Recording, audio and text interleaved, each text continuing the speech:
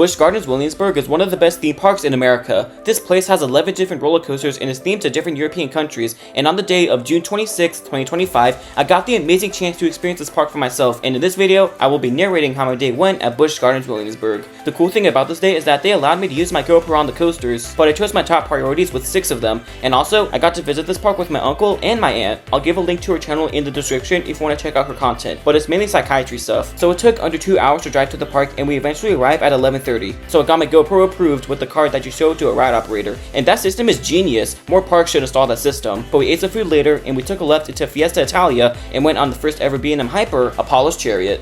This took place in the front row, and Apollo's Chariot was a fantastic coaster. It was a great start to the day. The first drop had some good airtime, the helix pulled some strong forces, and that little sneaky drop towards the end had some really good airtime. I will upload the POV eventually, but be warned, there was some party language in there. Because same scenario as my uncle, my aunt hasn't been to a park in 13 years as well with Darien Lake, so it was a big moment for her as well. But we all loved Apollo's Chariot. So after a front row ride, we tried to get onto Pesto, but that was closed for the day. So we just ended up riding the star of the show next with Pantheon. This was my most anticipated coaster of the day, and it exceeded expectations. I really underestimated how powerful that little hill is in the swing launch. You can hear me flipping out on it right here.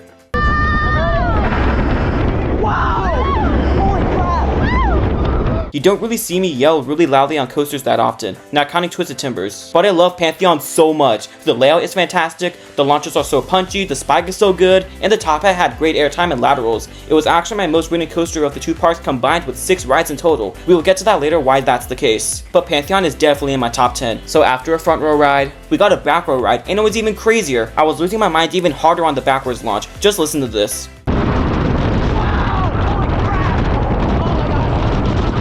As you can tell, I was having the time of my life in the back row. So whenever I feel down, I'll just watch either POVs of Pantheon that I shot and it makes me all happy again. So after 2 rides on Pantheon, we headed to Scotland and rode the legendary Loch Ness Monster. And this was a one and done for me, which is not too surprising because it's Aero, and the last time I've done one of their creations was Tennessee Tornado at Dollywood. As for the ride, the first drop is great, the interlocking loops were cool with the forces and visuals, and they were tight. And I don't like how I was trying to stabilize my camera here, but I never realized my fingers were in the way. So I'm probably never going to upload this since I kind of messed it up. Besides that, I forgot to mention that the indoor helix was pretty janky and it was very loud. You could easily go deaf in there. Overall, it was solid but not great. So we took a break and got some lunch at Fest House, and they did a show in there out of nowhere, but it was pretty cool. So after lunch, we hit up the new for 2025 Big Bad Wolf, The Wolf's Revenge. And this was better than Phoenix Rising by a long shot. Phoenix Rising does have snappier elements, but Big Bad Wolf keeps its pace throughout, and there is theming which is a nice touch. It wasn't the best being a member here, but we will hit that up later. So after Big Bad Wolf, we took a little break and took a hike to Alpengeist, which is up next. I wish I rode this more. It took place in the front and it was a great invert. The first drop had some good pull, the Cobra roll was too snappy for its own good, and the other versions were snappy. I also like how Busch Gardens themed up the supports to a ski lift. That's very clever theming, but it barely made my top 25, which will be revealed at the end of the year. I also forgot to mention that the lift hill was so loud, you could barely hear the person next to you, and it was a one and done for my aunt. That's a one time for me. So after Alpengeist, we went across France to hit up Griffin next. This was a milestone coaster for me, number 75, and I loved Griffin. I rode it in the front and back. In my opinion, it's better than SheiKra. I don't get how people prefer SheiKra over Griffin. I think it's because Griffin has a better placement. But as for the ride, the first drop just pulls you, and the element was cool, and the splashdown was a nice little break from the layout. This exceeded my expectations too. After my first ride on SheiKra, I felt disappointed. Hopefully I'll return to Busch Gardens Tampa for Thanksgiving though. So after Griffin, we took another break and went for the family Woody Invader.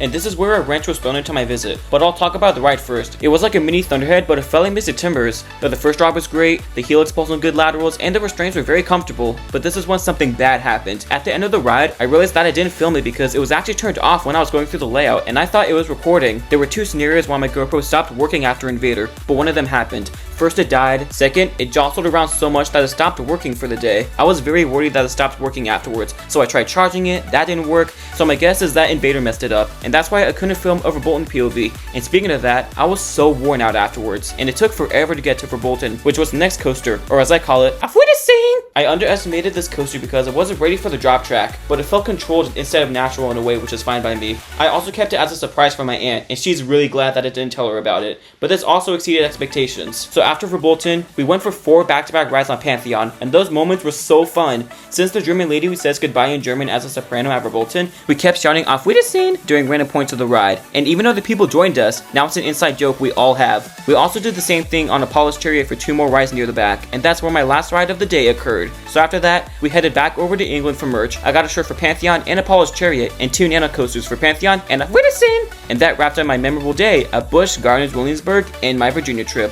So I want to hear from you guys. What do you think of Busch Gardens Williamsburg? If you enjoyed this video, make sure to give it a big thumbs up. We're only about 30 subscribers away from our goal of 700 at the time of this recording, and it's really appreciated if you take the time to support the channel. I'll be uploading more Virginia videos in the future, so stay tuned for that and make sure to keep that adrenaline pumping, and thanks for watching.